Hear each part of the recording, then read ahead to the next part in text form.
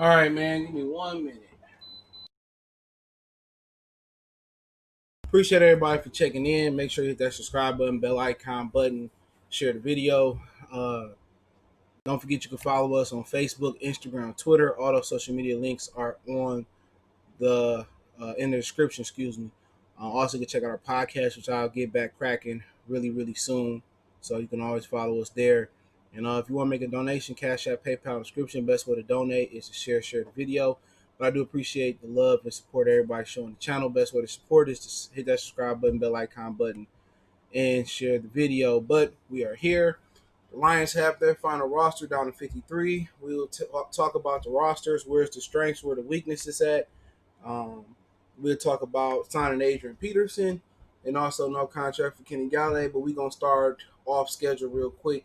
And I just found out a few hours ago that Jason Huntley did not make the practice squad because Huntley got picked up by the Philadelphia Eagles. So once again, that was a misuse of a fifth-round draft pick by Bob Quinn. But then again, it looked like he smashed another fifth-round draft pick in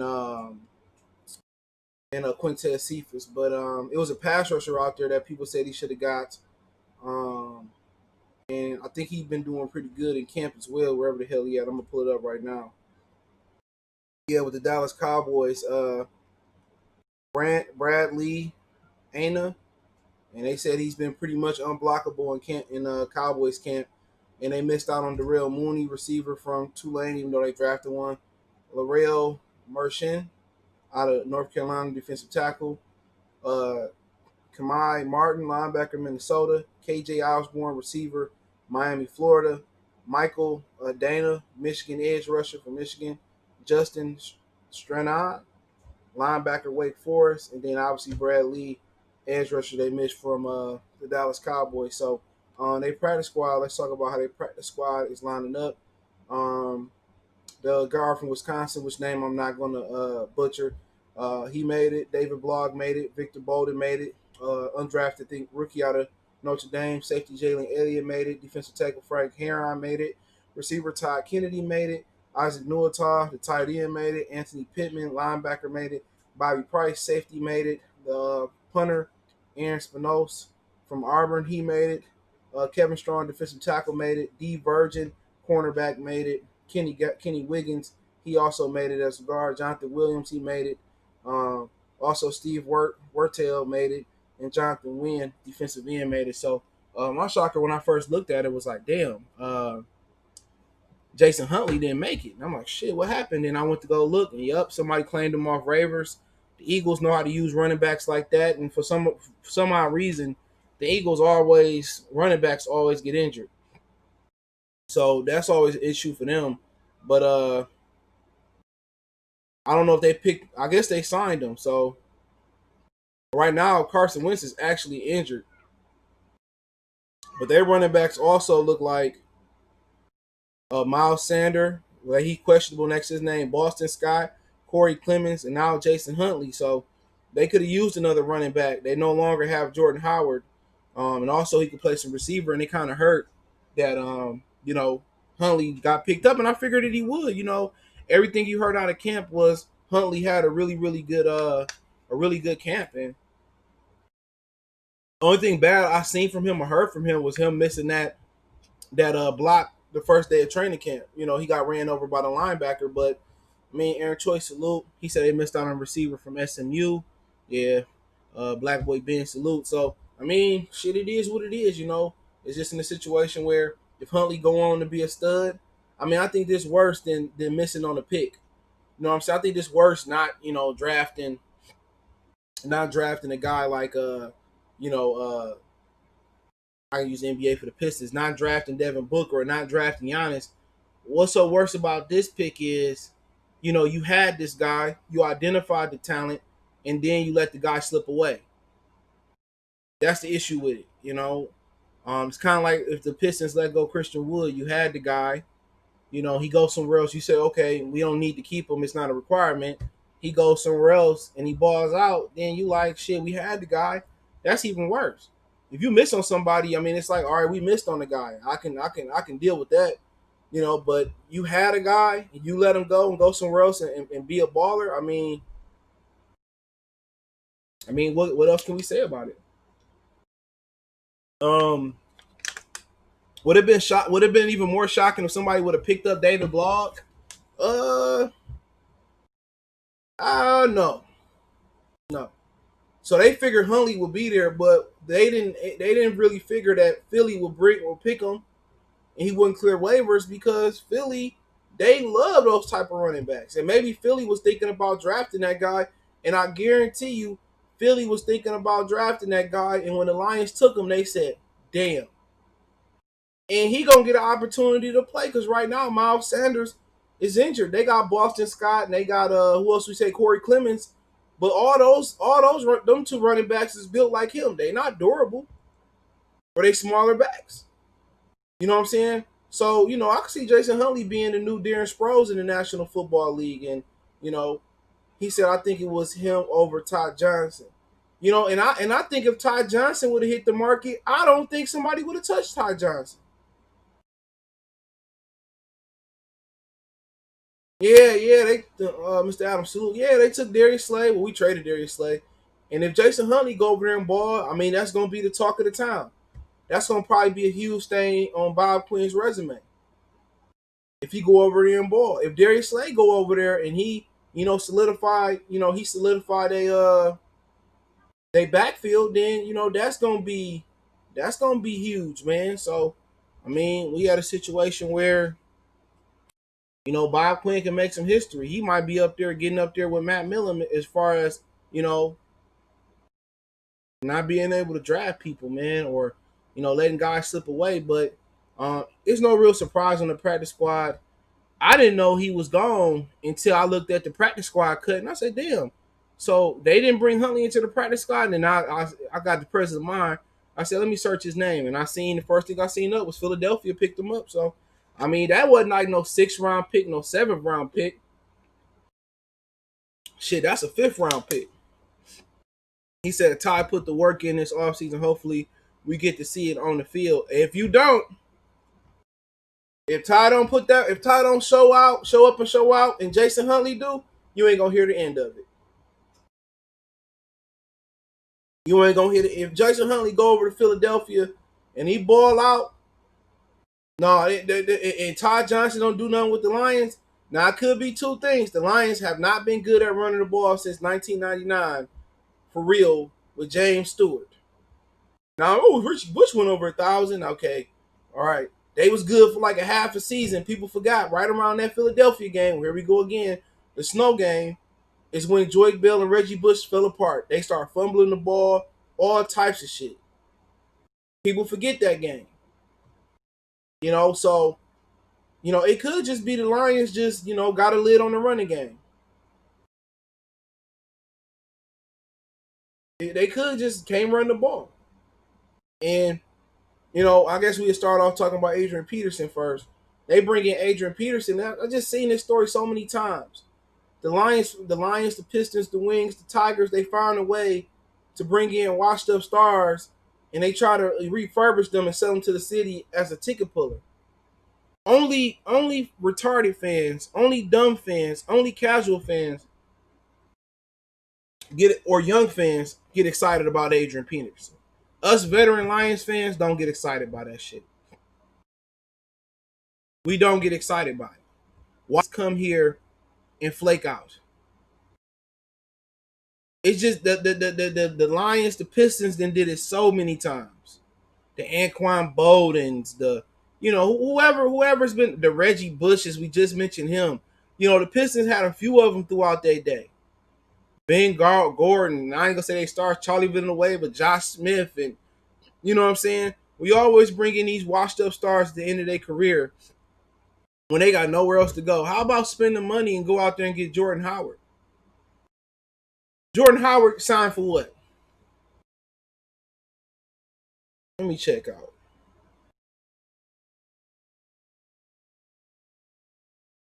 Let me see what Jordan Howard signed for.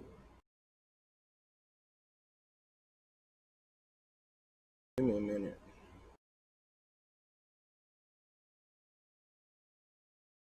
He signed with, let me see. He signed with the Dolphins. And he signed for 2 years at 10 million, at just under $10 million. He got an annual average of 4.8. He got a guarantee of right under 4.8. And he making a base salary of under $2 million 1 year, and they can cut him in between this year and next year, and not have no dead money. So basically, he signed a 1 year deal for $4 million, $4.8 million. You know what I'm saying? He said, "Shit, they should have drafted Howard." I mean, yeah, Tracy McGrady, good one, good one. You know, Tracy McGrady, but it is what it is. We may not even remember Huntley. If Huntley go out there and make some plays, and the Lions contender for the NFC North, ain't nobody gonna remember Huntley. Seriously, ain't nobody gonna say, "Oh man, you know, hey man, if DeAndre Swift do what he supposed to do and Carry On do what he supposed to do, nobody gonna remember Huntley." It only hurts. It only hurts when you in a situation where you losing, you getting your ass kicked, and then you look over there and Huntley doing good. You look over there, Darius Slay doing good. You look over there, this guy doing good. That's when it only hurt. You know, and that's the God honest opinion. That's exactly when it hurts. If we winning and we up this season and we competing in the North, we putting our foot up the Bears' ass early on. Atlanta, New Orleans, the Packers we play early on. We putting our foot up their butt and we beating that ass. We ain't gonna worry about what Huntley and Slay doing. And don't forget, Carson Wentz already hurt.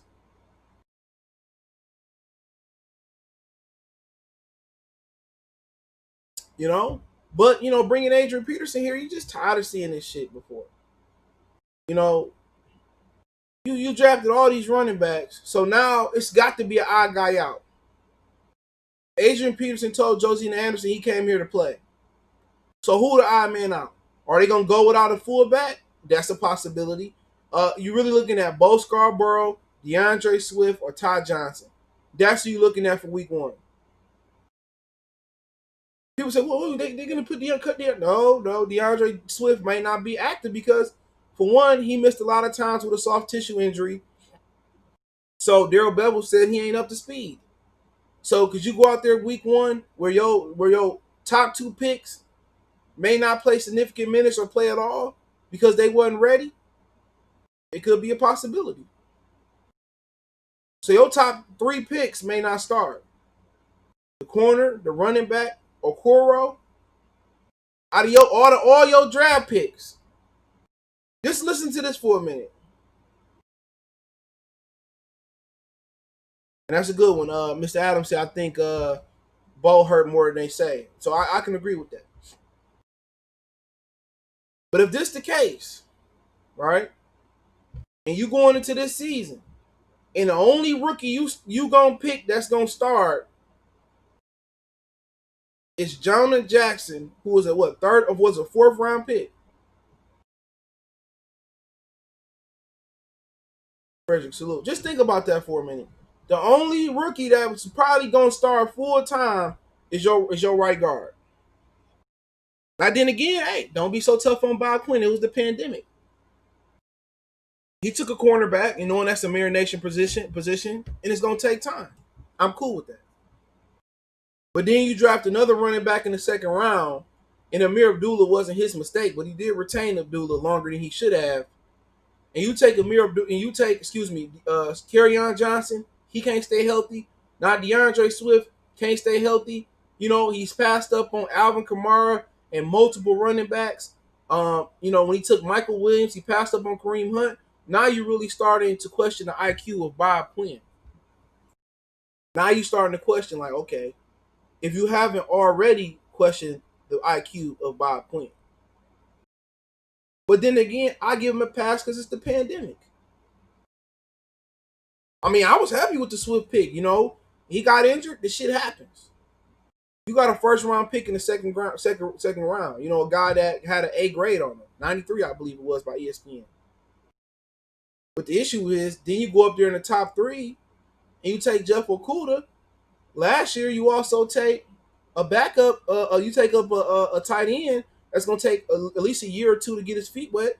Now, you're in a situation where every year to begin with, Tavai not starting for real. He only started because, Jared Davis was out. So you going years without drafting multiple starters, man. Or they not starting like Deshaun Hand, year 2 or 3, whatever it is, going into the season. But, it is what it is. Adrian Peterson, obviously they went out there, they let go of Scat back. They brought in a power back. People said he rushed for 900 yards and 200 carries last year. So it got to be Bo, because they could have retained Huntley, right? Knowing that Bo Scarborough wasn't healthy. Because if you look at it, Ty, Swift, and Johnson is pretty much the bridge. On one end of the spectrum, you got Ty Johnson, you got DeAndre Swift. They more like scat backs. They can run it, they can catch it, but they're not power backs. Even though Swift can do a little bit of everything. Then you got, Bo Scarborough, and then you got Adrian Peterson on this spectrum of the thing. They the power. Then in the middle, you got Kerryon Johnson. That's a little bit of everything. So with them showing me they going with Adrian Peterson, that means Bo Scarborough might be more injured than he led to bleed. Now he did come back to practice at some point in training camp, but he was limited just like Swift. So running back has just been a curse since they didn't do right by Barry Sanders. You know what I'm saying? They had that one good year when Barry retired and they end up making the playoffs, but just been cursed. But let's go through the comment section. Black Boy Ben said Bob Quinn has already been voted the worst GM in the league. If Huntley ball out, he out of here. Adams felt like Slade pulled the Pippen last season. I don't think he pulled the Pippen. I think he played. He didn't quit. You know what I'm saying? But they tried to talk a contract out. They didn't reach a number. Philly, paid them. It is what it is. AP is washed. The lines are cheap and simple as that. Black Boy Benz. Mr. Adams said again, or Torian Adams. Hopefully I said it right. Torino Adams. However, it's what I was saying before the O line or the coordinator seemed like. It just might be a curse. I just say not accepted by him, but feel he won't be as bad as Blunt. Blunt just had his time. He just you play that physical running back position. Only one I could think of that played a physical running back position that really went on and had some type of longevity. Well, he got out quick was Jim Brown. You know what I'm saying? You just go through the history of power backs, that take punishment and don't avoid punishment. They don't have a long shelf life. You know what I'm saying? I'm thinking about the guy down there in Houston, the running back, man. Man, we just talking about him the other day. Man, what was the dude name for the Oilers, man? That big physical running back, man. He messed up now, but y'all know what I'm talking about. Eddie say T-Mac Iverson, yup. Manuel say shit, they should have drafted Howard. Facts. Black Boy Ben say shit, we could have got Cam Newton instead of Chase Daniels, expensive ass. They don't want to put no pressure on that white boy. That's just a fact. They don't want Stafford feeling uncomfortable at all. They don't want to put no pressure. That's why they got rid of Sean Hill. Fans were starting to clamor a little bit for Sean Hill because he was throwing that bitch up to Calvin, and Calvin was catching. Remember, they beat the Bears until they came up with the Calvin Johnson rule. You know what I'm saying? And that was crazy. AP is good vet presence, and he was a 1-year cheap deal. As far as last year, he led every line running back in yards. At the end of the day, I agree with that. All that's true. But the fuck I need a veteran presence for if I got a running back coach? You know what I'm saying? This ain't no quarterback situation. Running back is a position where you get into a league, you hit the ground running. Now you got some situations like O.J. Simpson. He started off a little slow because the coach that was there when he got there didn't have a system around O.J. They got a coach that put a system in place offensively that got the best out of O.J. You don't need no running back to tell another running back how to be a running back. They've been a running back since Pap Warner, Pal, college, so they know how to run. Running back is no different from the college level to the NFL level. It's just that they get physical and faster. That's why you see Zeke Elliott able to hit the ground running. Saquon hit the ground running. Philip Lindsay undrafted hit the ground running. So you keep going on and on and on again. Kareem Hunt, Alvin Kamara, a lot of these dudes hit the ground running from the University of Toledo to all the way up to Tennessee University. A lot of these dudes hit the ground running. Either you got it or you don't got it. At the end of the day, Adrian Peterson is not going to be the difference. He's not going to be the difference between the run game being good enough or being toilet shit. He's not going to be the difference. And that's just the God honest truth. If you celebrate Adrian Peterson being here, If you got questions about your backfield where you got to go out there after you drafted Huntley, after you bought Williams in from the Colts, after you bought West Hill in, you have all these running backs in the camp, and you still had questions after taking a running back in the second round with Kerryon Johnson, 3 years ago. Now you took another one in the second round with DeAndre Swift. You also bought Scarborough off the practice squad from the Dallas Cowboys. You drafted one in the sixth round last year with Todd Johnson. You drafted another running back in the fifth round. Before that, you drafted Amir Abdullah before Bob Quinn got here. You had Theo Reddy. You had all these running backs. All these running backs. And you think an old-ass Adrian Peterson is going to come here and be the difference between, it being good enough to get by or not? Man, the Lions is some fucking trouble. They in some trouble. Aaron said, I don't understand if why they didn't keep the Williams kid. If you need a power back, all I heard about him was he's balling camp. Manny would say they should have took the fifth and drafted a hog up front, or that pass rusher that went to Dallas. Third, fourth, fifth round, Manny would say it's good for O-line. I agree. What up, Streetwatch Television? Say, I think they got AP to be a teacher for the running back room. Everything that AP has done for the rest of the running back rooms have never done. He can show them the ropes. Look here, man. Like I said before, I just answered that question. If you don't know how, this ain't the quarterback position. This ain't a middle linebacker position. This is a running back position. If you don't know how to run at this point in this league and you need somebody to show you how to run or work in Darrell Bevel's system, then you in trouble. Kerryon Johnson been in the league going on 3 seasons. If your ass ain't figured it out now, maybe we should have cut your ass and sent your ass to Philly, or somebody could have picked you up off of waivers. And that's just the God honest truth. Bo Scarborough been in the league how long since breaking his leg in the national championship game? He been in the league for a while. You don't know how to fucking run? Come on. AP, this ain't no quarterback position where, okay, I can show you the ropes, this, that, and the third. No, you got a running back coach, and I guarantee you their running back coach probably used to be a running back. You know what I'm saying? Get out of that. All these years went by, and now they want to pull it out their ass where, we just need we need a veteran presence in the running back room. Negro, please. They didn't have Reggie Bush back there. Had so many dudes in here, man. Like I said before, if they don't run the balls, Stafford going and they don't block, man, game one gonna tell a lot about the Lions, man. It's gonna tell a lot about the Lions. You can hate me now, McKenzie. If you was gonna cut Huntley, you could have drafted the dude out of Anane who just made the Cowboys as the backup. Yeah, the pass rusher. Everybody talk about that on Twitter. On the Burkett column, his thread. I don't think winning anything. The defense is questionable. Our high draft from last year not even starting. I mean, the draft is because of the pandemic, but who knows? This shit is crazy. Swift probably banged up. I don't mind not starting him for real long. Doesn't miss major time. I can agree with that. Detroit Legend Sportscast salute. He says this is typical Lions. We draft people with injury history, and we always select the wrong position with the high picks. I mean, yeah, I think me and Luke G was the only one that said don't draft Okuda. Everybody, looking at it like it's Madden or some shit. It ain't Madden. You know what I'm saying? It's more than speed and coverage and all that. Man, you got to be able to diagnose. Man, cornerback position is tough to come in and dominate. Only ones I could think of in recent history was Marshawn Lattimore, Ohio State, and Marcus Peters from Washington, because he had some behavioral issues up there.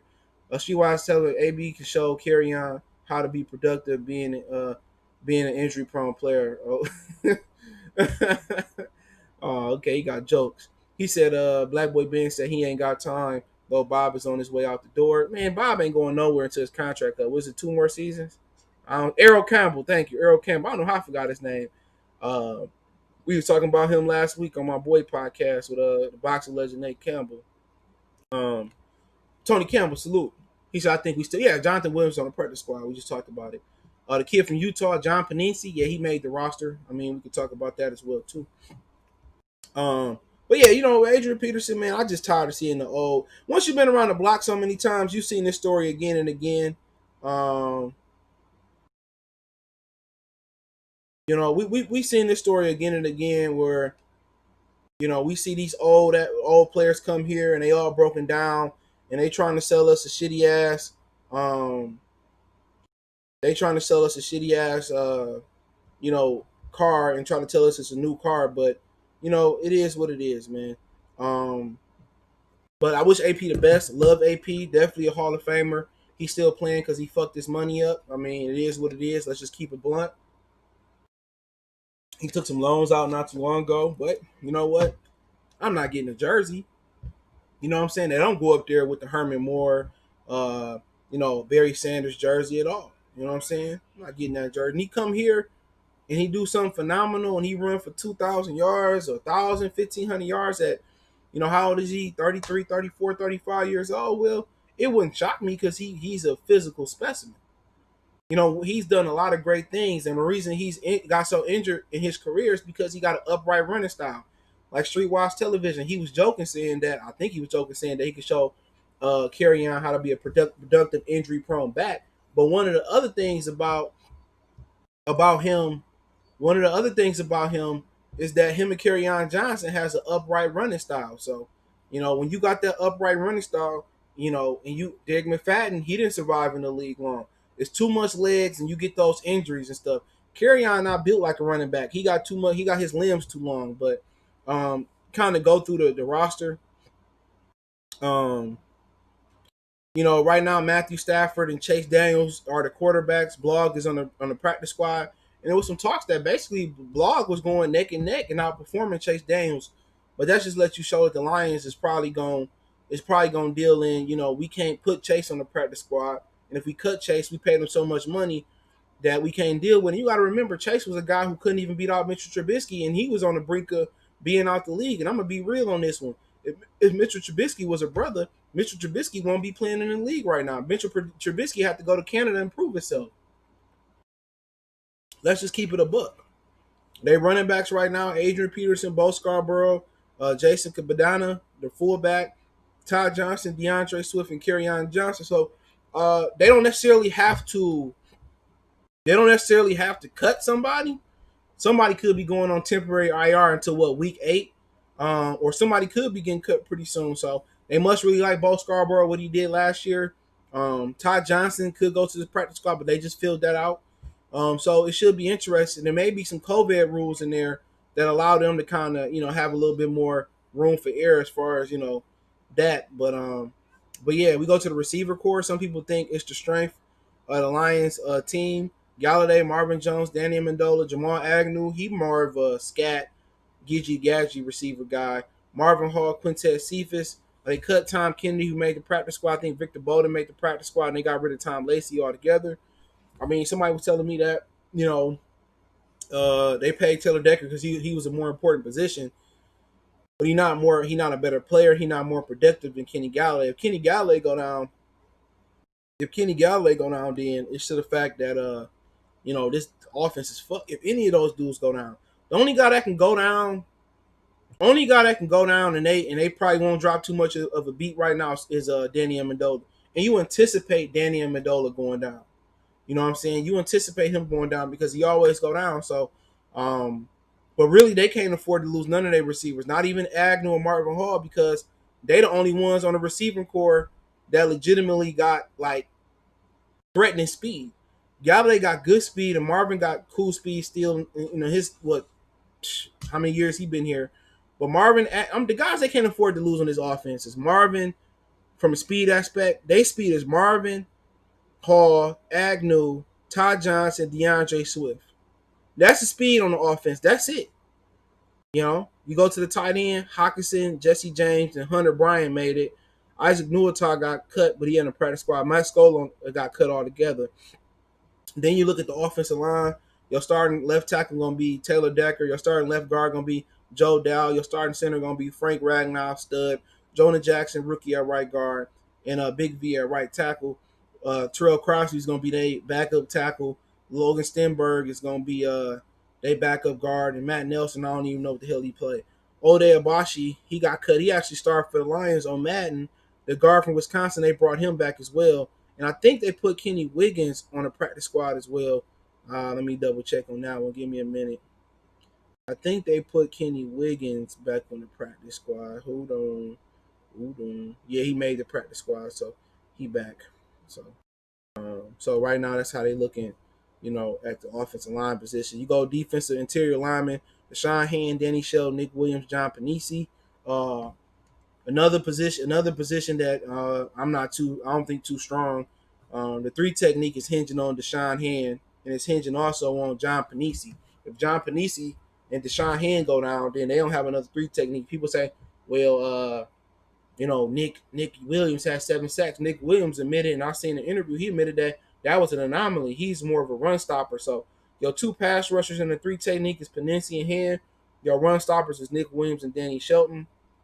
They cut a few guys and brought some of them dudes back. You go down to the edge, Trey Flowers, the Okoro brothers, Romeo Julian, Austin Bryant, who's still on the physically unable to perform list. They cut Will Clark. Don't feel strong about this position either because right now they coming in with 3 edge rushers for the season opener. Now you can put Deshaun Head on the edge. You also could put Jamie Collins with his hand in the dirt as well too. So when you add Deshaun Hand and Jamie Collins also to the edge rushers, it don't seem so bad. But if the Okoro brothers don't perform, or one or both of them don't perform, it's going to be a long season there. Linebacker core: Jamie Collins, Gerard Davis, Jelani Tabai, Christian Jones, Reggie Ragland, Jalen Reese-Maven, Elijah Lee. They cut Anthony Pittman. I think it's the solid position right now. I think it's solid. I'll talk more about them. Cornerback position: True Font, Coleman, Okuda, Arakwe, Tony McCray, Daryl Roberts, Mike Ford. D Virgin got cut. Safety position: Tracy Walker, Deron Harmon, Will Harris, C.J. Moore. Miles Killebrew, Jerron Kearse. He's suspended for the first 3 games. They put Jalen Elliott. They put him on the practice squad and they cut Bobby Price. And then the kicker is Matt Prater. Jack Fox is the punter. Don Moback, the long snapper. They bring Aaron back to be the backup punter. And they also bring Steven Wirtz back, both of them on the practice squad. So when you look at the Lions and we just bring things off, one thing that stand out to me is their weaknesses are on both sides of the line. On offensive line, look like left side of the line don't like they can run that way. Joe Dow, a weak-ass boy, and Taylor Decker can't run block.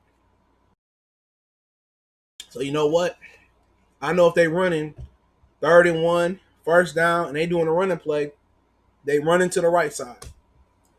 And if the right side don't block, and there's some question marks on the right side, Big V is more of a guard. So Big V on the right side, he can't run block, or he had issues pass blocking, or Jonah Jackson go through some rookie walls, even though he a 5-year player in college, 4 years at Rutgers, 1 year at Ohio State. There's some questions on that line. You know what I'm saying? When you could have took a tackle in the top 3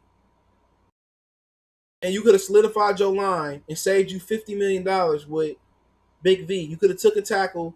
He could have replaced Taylor Decker next year, and you could have been all good. Or you could have shifted Big V to the guard position. Now we're in a situation where there are several question marks on the line. Do you believe the Lions are going to be better at running the ball this year? It could be. You bring in Big V, you bring in Jonah Jackson, you keeping Dal and Decker, but we know Ragnow, he the guy. He the guy in the middle, but he needs some help. Dal and Decker good for pass blocking. They barely good for that. So if we can't run to the left, and all our running backs injury prone, it's a big concern there in the offensive line.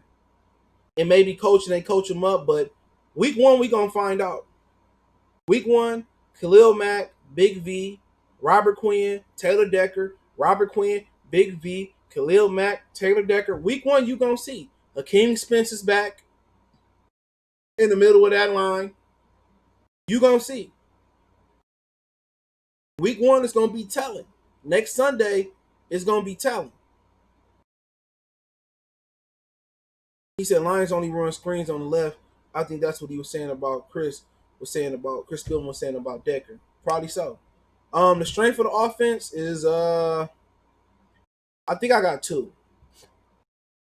And we talking about depth and starters. I think the strength is the tight end position and the receiver position. I think the tight end is gonna be just as important because if shit get ugly on the edge, they're gonna have to go to 2 tight end sets. Jesse James can block Hockenson struggled blocking in the next level last year, but I just think the speed of the game. Now that the game is slowed down, you might see the Lions come out shotgun heavy, 2 receiver sets, single back, 2 receiver sets, twins tight, I formation, 2 receiver squats, 2 receiver sets.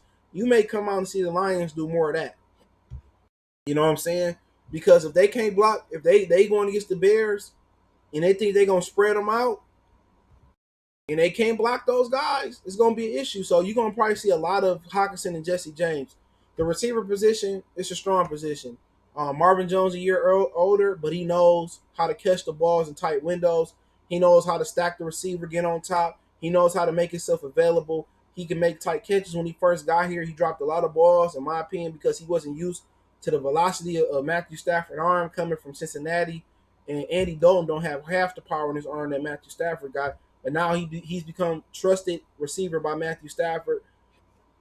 The back shoulder throws, and the throws where they kill the run and they're able to throw the run pass options. The Lions been doing that for years with Marvin Jones and Nate Burleson and Calvin Johnson.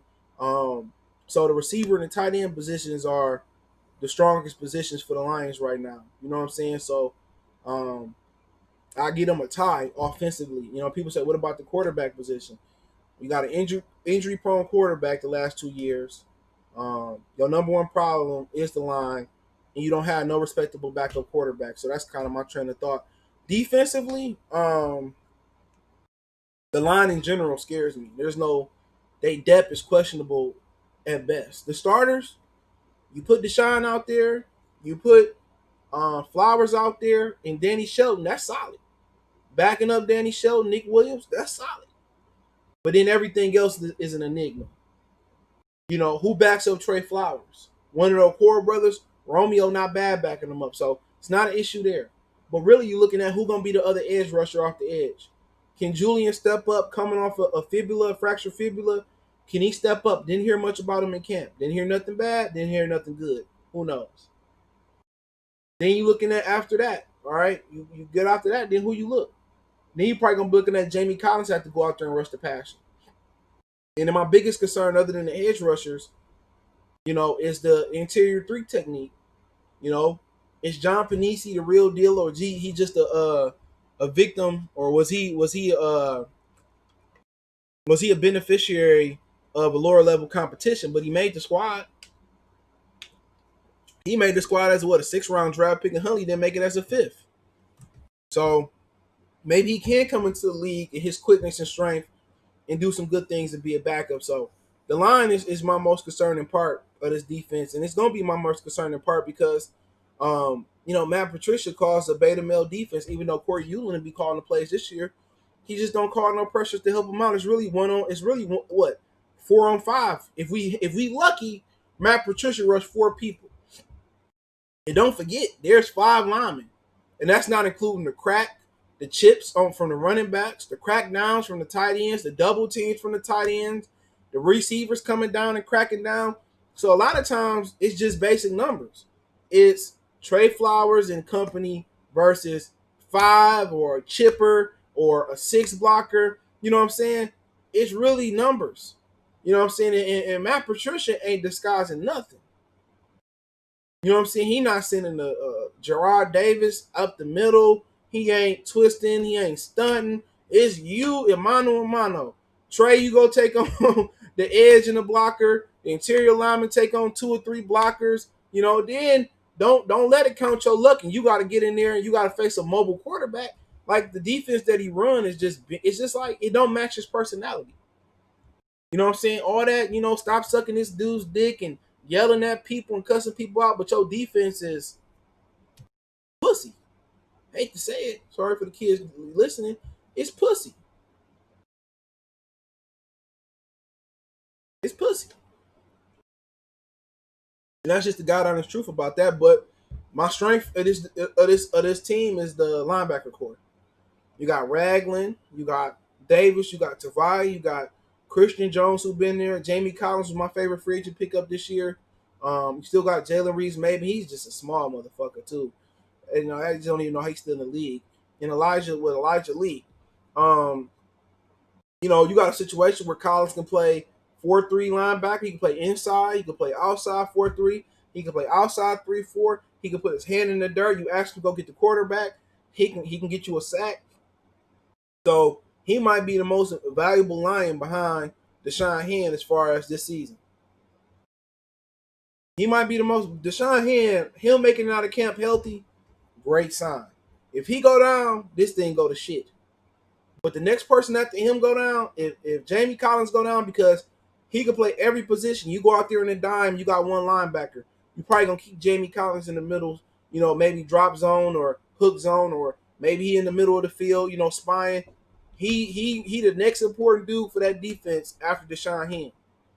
You know what I'm saying? And then people say, what about the secondary? I don't know. I don't like Desmond Trufant. And Justin Coleman was a victim of circumstance last year. What you mean, CJ? He ain't a bad player, I'll tell you that. I think he could be one of the best nickels in the game. But when you don't when you don't disguise your coverage, you don't send pressure, you probably go ask Glover Quinn in the DB room, he be dropping some knowledge. If I know what you're doing from the slot position, right? And Glover used to play corner, I believe, too.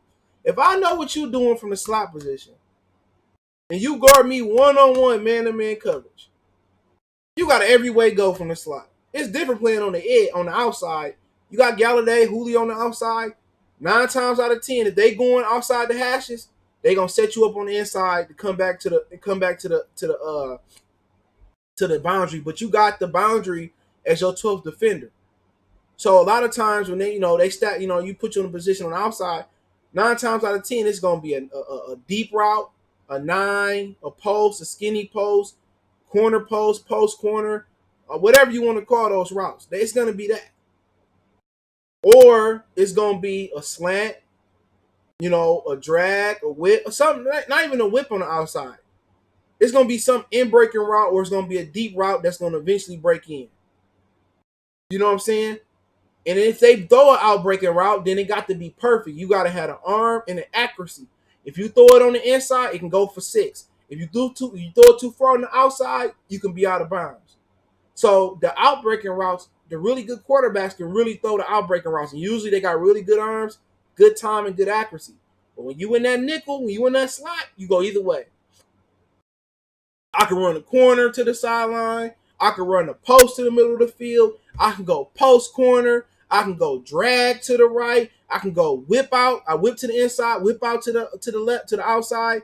I can do an option route. I can do everything. I can do a reverse. I can go. It's a two-way. It's an every-way go. Fuck a two-way go. Two-way go. Go left, go right. I go up. I go left. I can go inside. I can come outside. I can cross across the middle of the field. Shallow cross. Deep cross. You know what I'm saying? You got those rub routes. You know what I'm saying? It's a lot. I can stay in block. I can stay in chip. So Justin Coleman got a really, really tough job to do. When I know what you doing, and you know what I know it, he can be the best cover corner in the league. But I ain't got no help over the top, or man, that's a tough position to be in. So I really don't kill him for that. You know what I'm saying? Patricia made him look worse than what he was last year. It's good that he handed over the play calling ability to him. And Trufant, I just don't know. I just see a situation where at some point in the first 4 games, Trufant gonna get baptized, injured. He one of them dudes that gave up one of the most yardage last year. Game 1, you seen Trubisky be, oh man, Trubisky light the Lions up. Don't worry. I have a video up tomorrow or Tuesday previewing that game. But we'll talk about it towards the end a little bit. But the secondary is just like, I really don't know. The safeties, Tracy Walker is going to start to step up. He good. It's time for him to take that next step like Eddie Jackson did for the Chicago Bears. Marlon Humphreys did for the Ravens. You know what I'm saying? God bless Darwin James. He had another season-ending injury, meniscus tear in his knee. Great, probably one of the best safeties in the league. It's time for him to take that next step. You know what I'm saying? Deron Harmon, I don't know what he brings to the table. I don't. Will Harris, what he been working on, we'll see. He got the speed, the strength, you know what I'm saying? But he got to get better in coverage. So I'm going to go with the linebacker as my strongest position. And the position that I'm most worried about is just the line. You know what I'm saying? But we'll see. Chicago is in a position where, they're in a position where, they like us. They hopes hinge on Mitchell Trubisky. You know what I'm saying?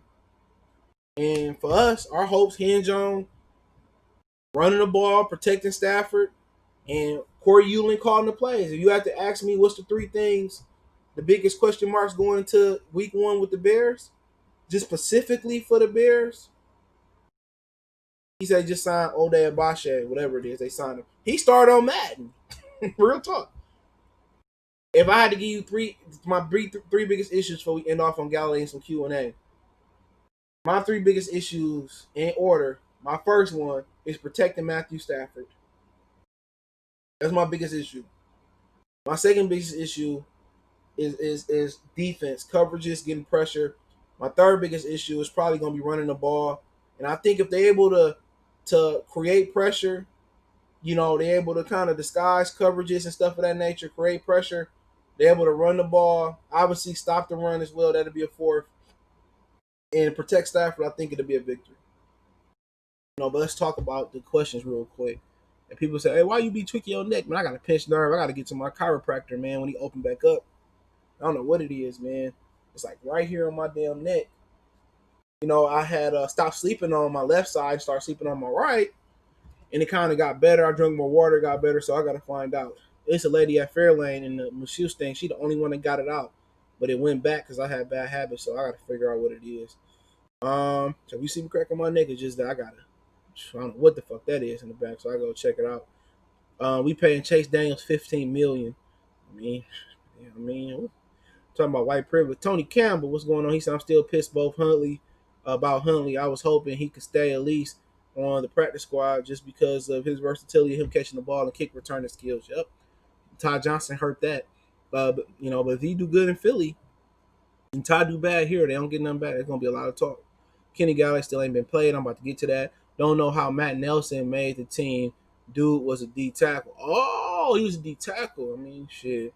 Maybe play some O-line in college or in high school or something of that nature. But he said Chase Daniels is a quarterback from Purdue after Drew Brees. Oh, he was the one that predecessor Drew Brees? Yeah, I remember Drew Brees took the Boilermakers to the Rose Bowl, man. I was a huge Drew Brees fan in college. Decker should have never been paid before Kenny. Bob Quinn is bugging. Black Boy Benz, I agree. Aaron say the only run screens to the left. I think that's what Chris Spielman was trying to say about Decker. Yeah, because they can't run block to the left, so what am I in fear for? Terrell Crosby better than Decker. Yeah, he played well in the Green Bay game. I don't know how much help he got. I can't remember. Could say not feared. Juman forever. Juman forever. Salute. Aaron say, dude run that PAL League defense. Don't know why they want make Gerard Davis a pass. I don't know why they just don't make Gerard Davis a pass rusher. That's a good question. He can't. He got to learn to harness his speed. I don't know what it is with him, but I expect Reese Maven will have a big year. Ludell Wesley, we'll see. I ain't no believer in him, but I'd rather be wrong and right in that situation. I seen someone say Gerard Davis an edge rusher on the Lions IG. I wonder how that will work. I mean, then again, he got to get the move. Speed is just, if you make him a situational pass rusher, then the speed will be enough. But then again, they gonna start picking up on that on film. It's just, he only just got a pat. He only got he only a speed rusher. So he got to understand the hands and shit. A lot of the offensive linemen, the whole thing is hand placement. If they're able to get their hands on you, they're able to block. You got a lot of them that they show their hands and they pull them back. And once the DN defensive end or pass rusher try to put their hands on them, and then then they got the ones you put your hands on, you chop out, you chop them down, and then you're able to do it. So that's why arm length is so important for offensive tackle, especially a left tackle. So if Davis coming off the edge, and he just think he about to do a swim, and the swim is questionable, especially if you don't win that rib guard. They put shots to your ribs. I know that the hard way. So if you're coming off the edge, and they might teach him a rip and go, or they might just teach him the bull rush. So you got to have more than the bull rush and speed. He got to have a counter. So you rush to the outside, and then, you spin to the inside. So it's things that you got to learn to do to be to rush on the outside. So those offensive linemen, they don't get paid for nothing. They didn't make the team for nothing. It's all about hands when you on the outside. If you win the hand position, then that's pretty much 80% of the victory. Then you got the strength, or then you got some guys that can recover. Also, you got the guys that can dip and bend and get up under the lineman. So it's all about leveraging hands, you know. And can Davis master hands or have he master hands in the past? It all depends. You know, he got a lot of little tricks, man. One guy was showing me when I was in school, you know, a lot of these dudes will show their hands and they pull them back and you reach and then they get their hands on you, it's over with. You know what I'm saying? So that's why you see a lot of them dudes take martial arts and they learn to chop, the wing chun, and all that shit, man. Hands need to be a strong safety. I agree. Solmo, Dre White, me too. Football, dog. I can't wait. I was watching college football, Texas State, that's SMU yesterday. Andrew McKinney, if they do or what you said, they have a great chance to make the playoffs, but we know that's not going to happen. I mean, obviously, we'll see, man. We got some different dudes out there, man. And also, if they can't protect Stafford, then it's going to be a lot of two tight end sets. You know what I'm saying? I mean, there's ways around that, but they got to run that ball. If Trubisky tears his defense up, we gonna have problems this year. Man, you talking about problems? Problems? Do you see the schedule? Just looking at it now. Hold on. You see the schedule? Man, if Trubisky light us up, it can get ugly in here. I don't know who remember that. Up in here, Bubba Sparks. Man, that was my shit back in the day, man. Oh, Bubba Sparks, he married to some beauty pageant chick now a few years ago, I seen. But yeah, Chicago, and they still got ticket prices listed. I don't think they sell no tickets. Chicago, at Green Bay, Arizona, New Orleans. Woo! The first four, man. Woo! The first four. You going to see, if you can't fuck with Trubisky, then you going to see Aaron Rodgers, Kyler Murray, and old Drew Brees. You know, then after the bye, you see Gardner Minshew, take it for what you want to take it for, like they taking. You see old Matt Ryan. You see old Phillip Rivers. I mean, that's a break right there. 2 out of 3 out after the bye. Gardner and Phillip Rivers. Then you see Kirk Cousins. Then you see the Dwayne Haskins, Teddy Bridgewater. So we get a break, you know, after the bye. There ain't too many good quarterbacks there. And then you see Deshaun Watson, Trubisky again, Aaron Rodgers, old Ryan Tannehill, old GOAT Brady, go blue, old GOAT Brady. Then you see Kirk Cousins at the end of the season. So could get ugly, could not get ugly. You don't know. Some people get injured. AJG Bomb, salute. Hello. Do you think the NFL games will get boycotted? No, I don't think so. I don't think so. He said in the NFL, tackle is too big to bum rush. I mean, depends on who you is, though. You know what I'm saying? From his size, yeah. I mean, you got a Javon Curse, a Simeon Rice. You know, you got a Deshaun Hand. He probably can get away with it, but you can't bull rush him every time. If you can beat him with speed on passing downs, then, but still, you got to have a counter. You got to have a counter move. So you either got to have a spin, you got something to get on the outside, or you got to set them up on the inside to get outside. So I don't know. He said at least that we don't play the Chiefs this year. Yeah, we held. I mean, that being on break defense held them down to the end. I mean, we shot ourselves in the foot. You know, we didn't. We got down there and scored touchdowns. We turned the ball over a couple times. I mean, it is what it is. It's time for TJ Hawkinson to produce. He will. Not worried about him. Tony, you remember Saxonville? They got rid of all of them, but they don't make enough money to keep those guys. But yeah, Kenny Galladay, he still ain't got his money yet. I mean, he still got time. Is it being difficult to get done?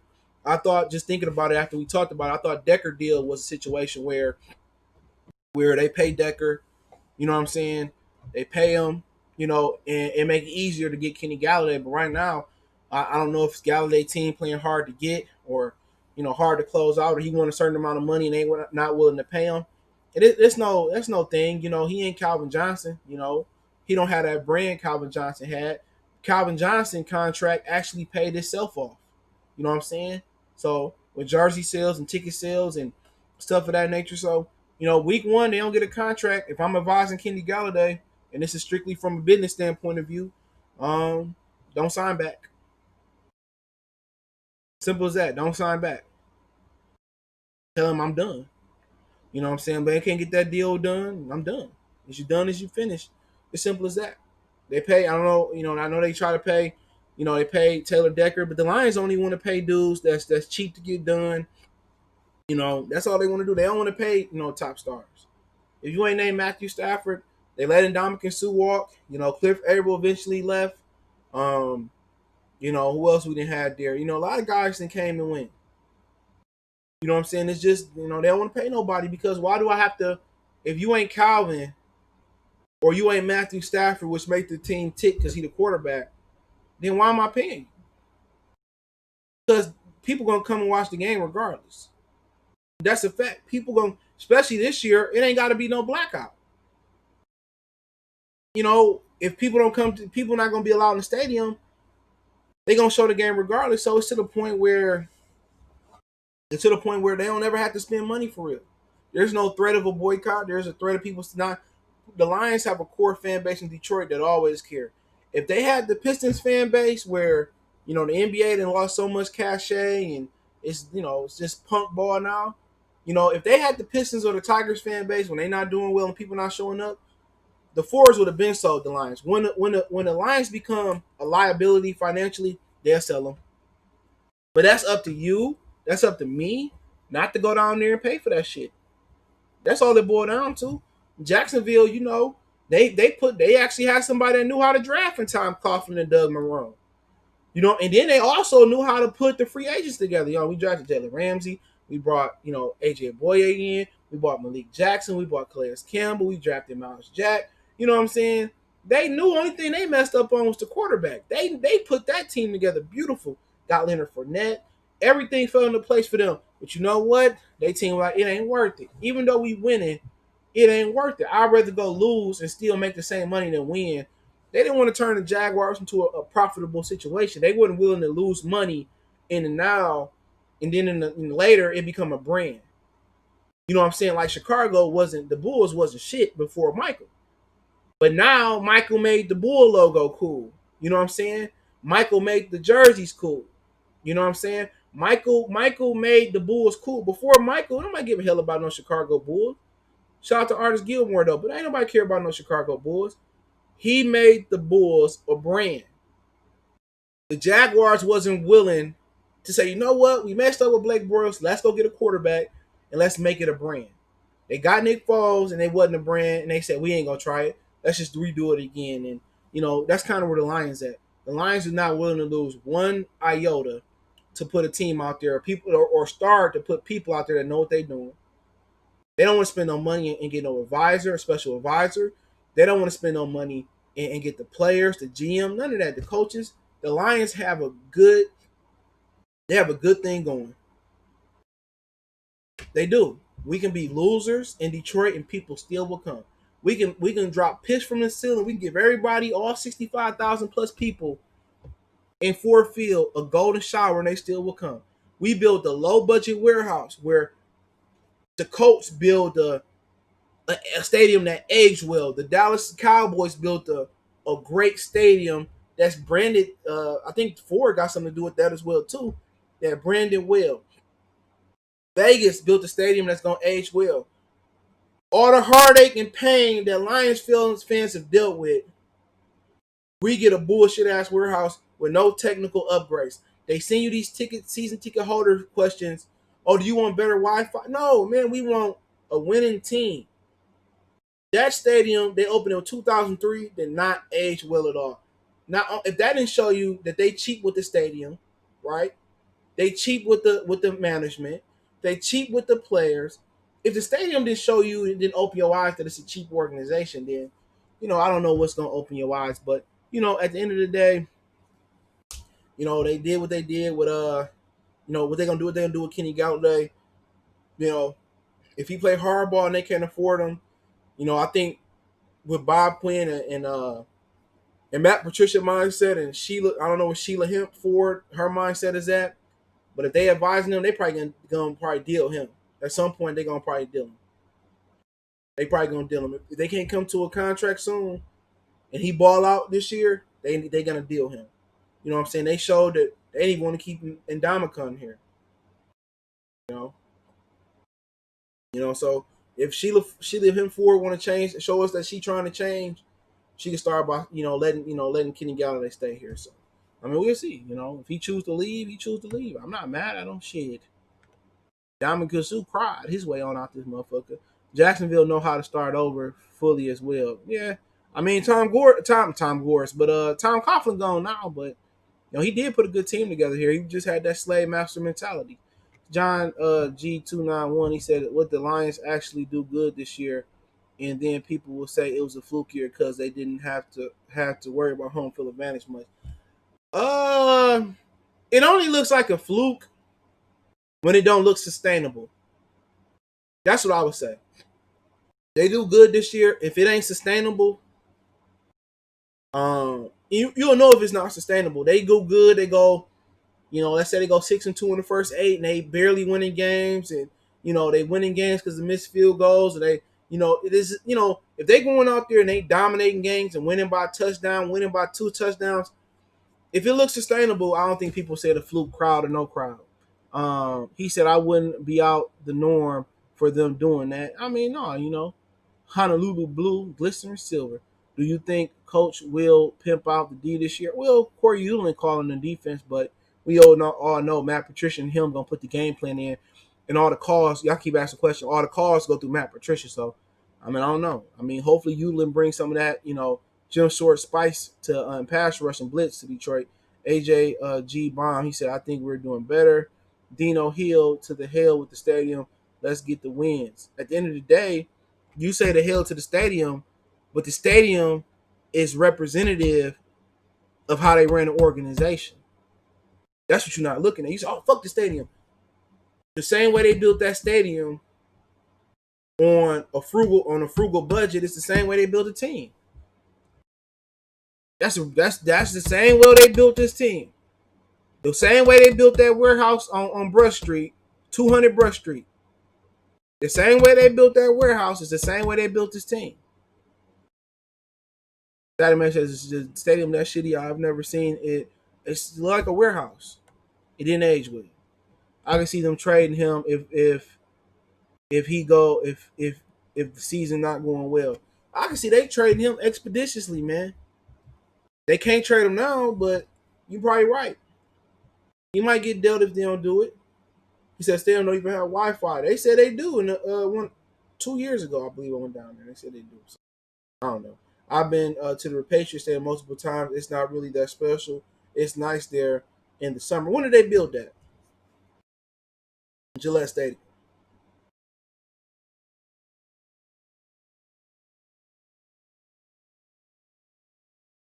Let me see when they built that. 2000. No, hold on. That's when the turf got put down. Uh, it opened in 2002, so maybe that's why. It's been open 18 years, 2002. He said, I got high hopes for the special team. Oh, yeah, the new coordinator coming from Cincinnati. I think he'll do well. I thought they were trying to blend it with the surrounding. Oh, well. I mean, blended. I mean, Comerica Park is beautiful. Comerica Park is beautiful. Little Caesar Arena pretty cool, too. I never been in the upper bowl. Well, yeah, I have. I've been in the gondola when I was in the Big Three, but you know, it's pretty cool. I think they could have done a little bit better, but it is what it is. I used to work at Ford Field. It was terrible. Yeah, I did too. Yep. I worked there from I remember 2011 to 14 or some shit like that. Lions got to get the dub versus the Bears. I mean, yeah, that's obvious right there.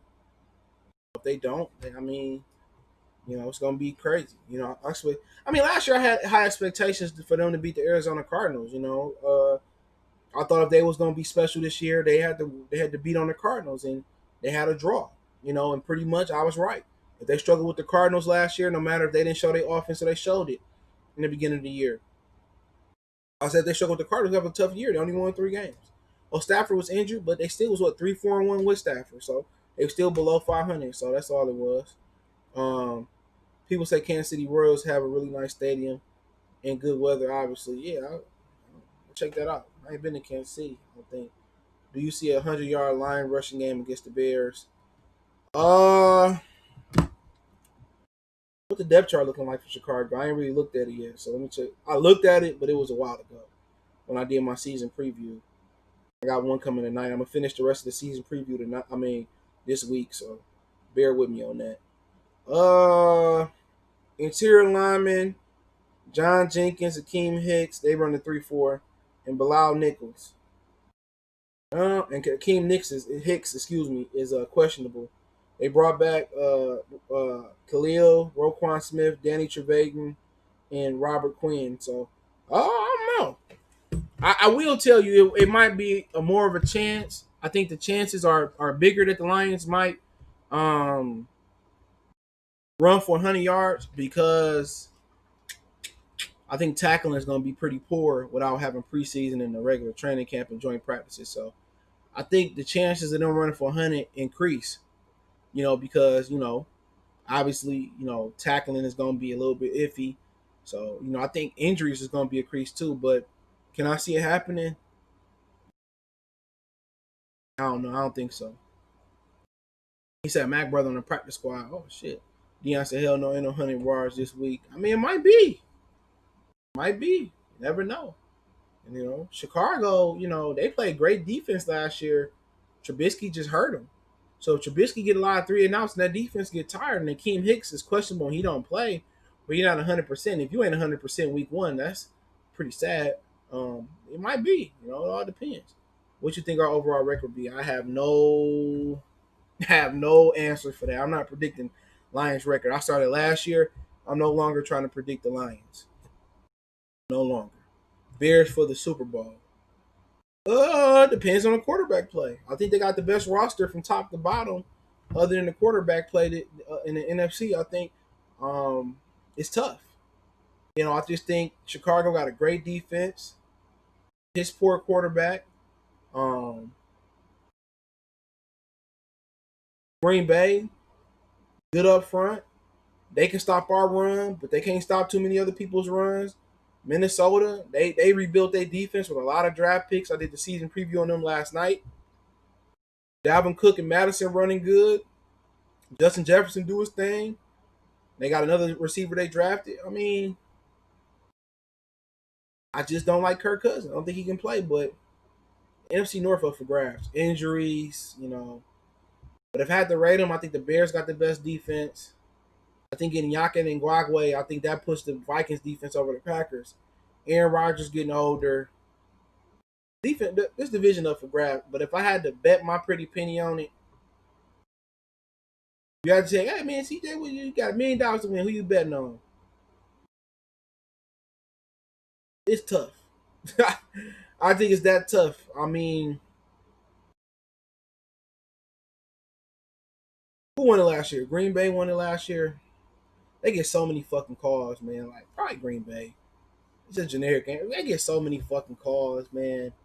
But I'm predicting Aaron Rodgers getting injured this year anyway. So, I don't know. I think it's up for grabs.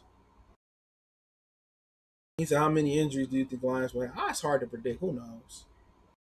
I think the most injuries going to come in the first month of the season. So, he said, Minnesota fans, he said, Black Boy Benz, if the Lions lose, Matt and Bob on the hot seat. I mean, she already said that the coronavirus is probably going to get him. The coronavirus is probably going to get him a cushion. So it's a regular year. So she probably going to play them out into their contract. She ain't no different from the mama. She came out here and said, we open the signing Kaepernick. Kaepernick still ain't got on the team yet or got a tryout. She ain't no different. She going to be a cheapskate just like her mama and her old man a cheapskate. Like, that's just how they run. Ford make cheap-ass cars, too. Can't stand Ford car. I had a Fusion. Man, had to get a wire harness. Man, shit, I don't cheap-ass cars. I don't fuck with them cars. I don't fuck with them people. The Fords, racist. Go read about the how they used to do people, how they used to hire mobsters to beat up people that picket, and how they follow black people to the bathroom, and they made significantly less than white people, and also, just did a whole bunch of whole shit to them. Follow me to the bathroom. I make less. You pay mobsters to come beat people ass for picking in. I mean, you gotta read about history of certain situations. I don't want to sell the team because I don't. That team ain't relocating. Who's starting that dumb ass rumor? Like, y'all listening to these idiots.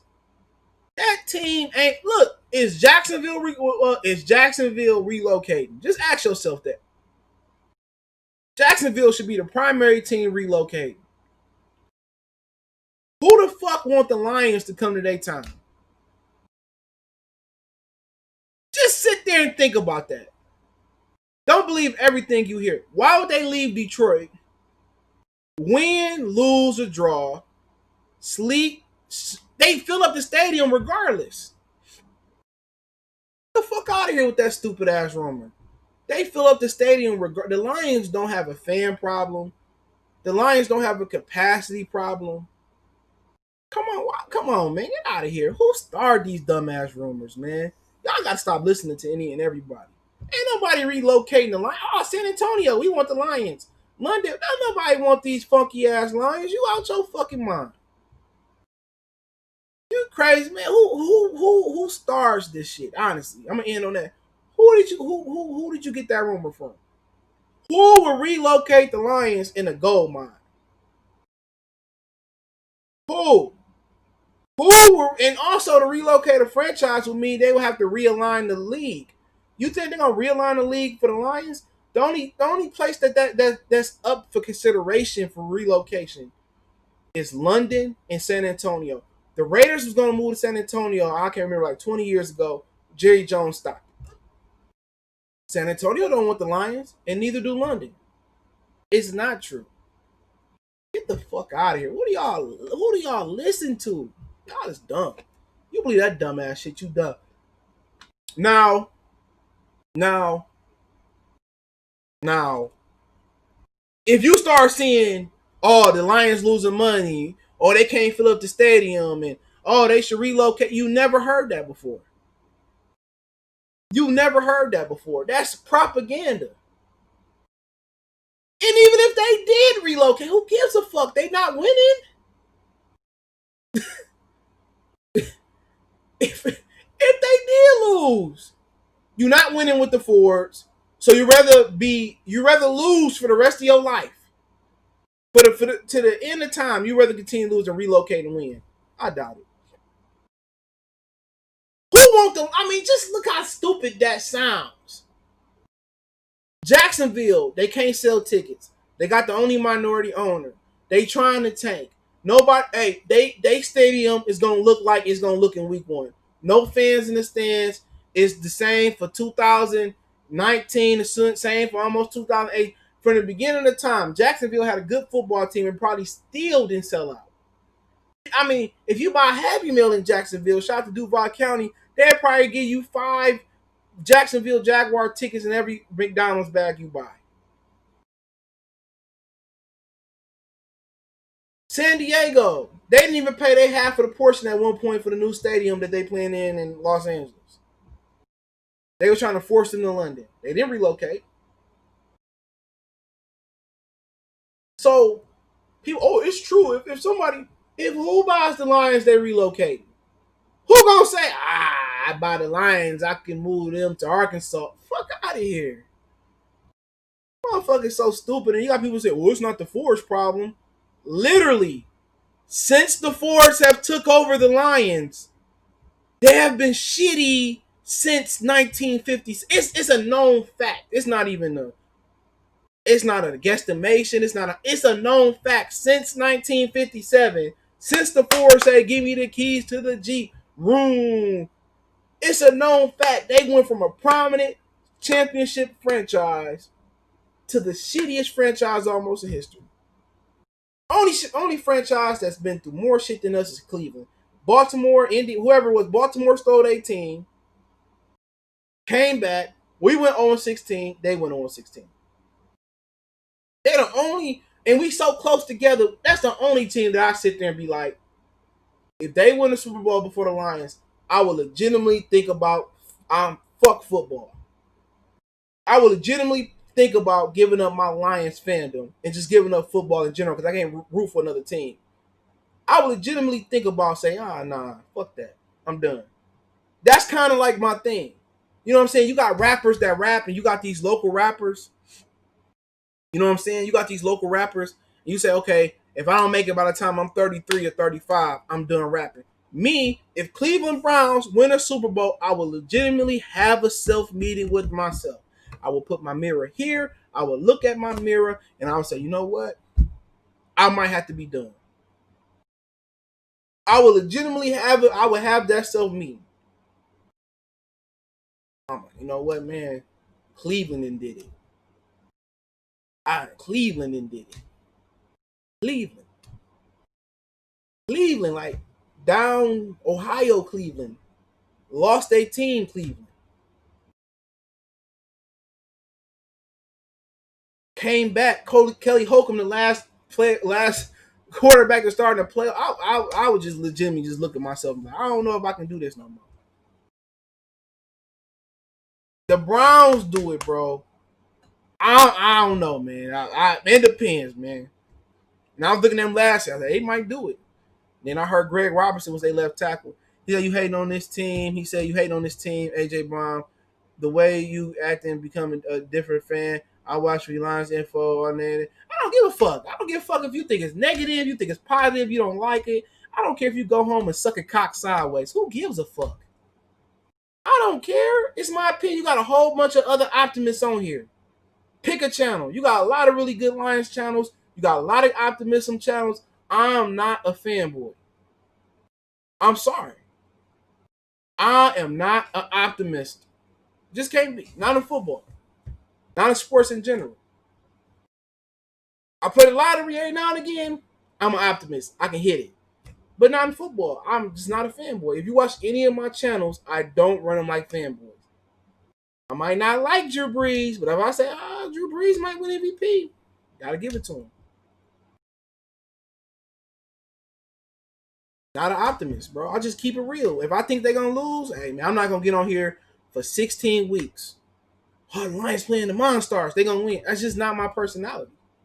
If the Lions win, then I'm like, hey man, hey, good. I'm happy. If I don't think they winning, like what the fuck you want me to do? Lie? A lot of other YouTubers that lie and say, the defense is top 5 material, and you got this they signed shit stain Johnson, and he's gonna come in and have. I'm just not that guy. I was that guy. 95, 96, 98, 99, 2003. Once you have enough tenure as a Lion fan, and we didn't have social media back then, I would read the papers, and every year I would get the schedule in the papers, and you know what I'm saying? And I would say, that's a win. We gonna win that, Grandpa. I mean, hey, boy, you know we gonna lose. They gonna break your heart every time. And that motherfucker did not lie. Every year I would sit in my grandpa's kitchen because I would go to my grandparents' house a lot of the weekend, and I watch the Lions game. Every fucking year, man, we gonna go 10-6 this year. Ain't no way we gonna lose to the Seahawks. Them motherfuckers was 13-3, and every year just the same way. So once you've been a Lion fan so long, and it's really like you've watched the Avatar, like it's like being part of the White Lotus. You know what I'm saying? Once you have so much tenure being a Lion fan, they break your hopes every fucking year. It's surprising that more people. It's more surprising that more people like people ask me like, "Hey man, why you ain't switch over to the Steelers or the Cowboys?" I can't. I just can't do it. I can't just see myself putting the Eagles on or being a Giant fan because my mom from the Bronx or being a Jets fan. I just can't do it. Do I root for certain teams? Yeah, yeah, you know. If it's a black quarterback there, I'm rooting for it. Or, you know, I root for Cleveland, you know, because they sorry as hell sometimes. I'm like, I just think they just Lions in orange sometimes. I want them to do well. You know what I'm saying? I don't want them to win a Super Bowl before it, but I want them to do well. You know, I see Lamar. You like Lamar? Hey, man, go Lamar. You know, I see some guys I went to school with playing, or, you know, I see Tom Brady. I grew up watching Brady. I'm a real Brady fan. He was battling with Drew Henson and all that shit. And Drew Henson was considered the greatest Michigan high school athlete of all time until Amani Baker gonna take that from. Amani Bates gonna take that from him. But you know, at the end of the day, once you put so much years in being a Lion fan, I know it's these times is different. You motherfuckers want to be fanboys, and you know you anything Drake's drop right, left foot, slide that shit garbage hell. Y'all just say it's hot. I just ain't no fanboy, man. I'm 31 years old. I always seen sports through a strategic point of view. And that's just been me. Hey man, hey, who you think gonna win? The Broncos or the motherfucking Donkeys? And I'll be like, hey man, Donkeys got a good quarterback, man. I think the Donkeys gonna win. But I've also never been a person to shy away when I'm wrong. Hey, I was wrong, you know, they held it down. The Broncos stumped the Donkeys in the dirt. And I didn't see that third down play coming. Them donkeys was tough, but them Broncos tamed them. That's just how I am, man. If you don't like it, you don't like it. I'm not gonna be fake optimistic, and I'm not gonna be fake negative. I'm gonna tell you what I think, and if you don't like it, go to somebody else's channel, man. I don't give a fuck if you like it or don't like it. I'm sorry. And once you get up there in age, you'll feel the same way. And that's just real. Trubisky come up here and put 35 points on here, man. I'm gonna ether some people, but I think we can beat the Bears. I mean, if we don't beat the Bears, whew, I mean, they got good defense. Don't get me wrong. They kicker missed some kicks over the years, but I don't know if they're still their kicker. That's how I feel as a Saints fan. Larry said in the '90s, our first playoff win was with Aaron Brooks, that's Michael Vick's cousin, and Joe Horn and Willie Jackson in 2000 against the greatest show on turf. Saints will break your heart. You said, yeah, man, shit. You like the only Saints fan that I know. Every Saints fan, like Lil Wayne was not lying. Every Saints fan got a backup team. Every Saints fan got a backup team. My boy Saints fan, he a Saints fan and a Steelers fan. That's how bad they was. Ain't no just like, now that shit just started when they got Drew Brees. Before Drew Brees got here, it wasn't just Saints. Them motherfuckers had a depth chart. And Saints, Steelers, Cardinals, like motherfucker, like they had a depth chart for favorite teams. Like me, it's Lions or nothing else. That's it. I root for some teams, you know what I'm saying? I like some guys out there, you know. I make some bets in the playoffs, you know. I'm betting with my bookie. Yeah. I'm playing fantasy on FanDuel. Cool. But I'm gonna just leave it at this, and I'm gonna end it right here. I know some people out here, right, that y'all listen to that ain't even pure Lion fans. I'm just leaving it at that. Some of them dudes that get mad at me for having an honest opinion about the Lions, it's some people that got channels out here that got a depth chart. That's all I'm gonna say. I ain't gonna hang no niggas out the draw because I don't feel like getting into them. I don't have time, right? But it's some dudes that are not pure Lions fans. Say what you say about me for keeping it a buck. All I root for is Lions. I might got a lot of different other hats. I got hats because they look cool. But the most hats I got is Pistons and Lions hats. I'm a Lions fan, ride or die. When I ain't on this channel, I'm watching the game. I mean, you can ask anybody, my girl, the daughter, the dog, man. When Michigan come on, Michigan football come on, and Lion football come on, they leave the house. The dogs don't even want to be in the house. Everybody leave. When Michigan come on, I'm in it. I don't want to go to no bar. I don't want to go to Joey house. I don't want to go to Bob house. You know what I'm saying? I'm in it to win it. Like, I got a different persona. Then I'm in a fandom persona. And when I'm watching the game, that's my persona. I'm in it. I'm rooting like I'm a fanboy then. When the game is on, but when I have to give my synopsis after the game, I got to keep it 100. I got to keep it, but I'll go hard in the paint. I'll go hard in the paint. Michigan Saturday, and God, ain't no Michigan football on Saturday. I heard Joe Milton was going to be the starting quarterback. That's sad, too. And Lions on Sundays, man. I clear my whole day off of them, and then SEC football, too. So, you know, but at the end of the day, we'll see. I'll come out on my Bears prediction tomorrow. Later on the night, I mean, I got a few more season previews to do. I've been slacking, bro. And I apologize, man. On the season previews, I've been slacking real bad. I should be done. But I got Carolina left. That's 1. Houston left. That's 2. I already did Chicago and Green Bay. So I got Houston, Chicago, Tennessee, Tampa. So I got 4 more season previews to do. So I should be done Sunday, Monday. I should be done by Saturday. Really by Thursday. So I should be done. So I should be done. So I'll be finished those up, and then I'm gonna do a live stream as well, talking about the game. I'm gonna do a prediction Monday. I was supposed to go to Chicago tomorrow. I don't know if I'm still going, but I'm gonna do a prediction probably Monday if I don't go to Chicago. I'll do the live show Wednesday-ish, Thursday-ish, Friday-ish, maybe Saturday-ish, and I might do a live commentary Sunday. So I might do live commentary. So I set that shit up. But other than that, appreciate y'all, man. Hopefully I ain't rub people the wrong way, but if I did, I can give 2 fucks about it. Don't forget you can find us on Facebook, Instagram, Twitter. You can reach out if you have a business question, inquiry, sponsorship, video request. All my social media links in the description. Always hit me up if you got a question, YouTube question, you want to start a channel. I try to help. I'm trying to reach out to a couple people to join the live show on Wednesday, so we'll see how that turn out. Want to make a donation to the channel? Cash App is CJ Good 313. PayPal link in the description. Shout out to B Harris early for the donation. Other than that, man, just keep sharing the videos. Best donation you can make is share the video, hit the subscribe button, bell icon button. Don't forget, check my other channel, Wild Goodfellas Sports TV. Jason Wright said you a line. I don't care what the fuck you think. I'm glad you showed your face, Jason. I don't even know who you is. I went all day without blocking somebody. There we go. I'll block somebody.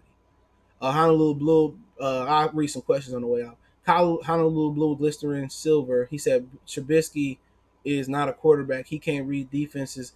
The first read is not there. He panics. So the Bears defense will be cornered down, being on the field too long. Lions finally win 21-10.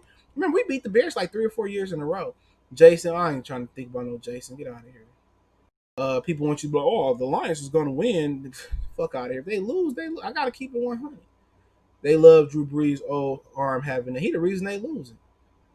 Motherfucker arm gone. It was gone. It wasn't that good when he injured it. He said, funny story. Aaron said, my dad would never let me watch the Lions growing up. Only Michigan football. That's crazy. My granddad used to tell me, like, boy, they gonna break your heart. And hey, going on 31 years later, he ain't lying. But I appreciate y'all for checking in. Hit that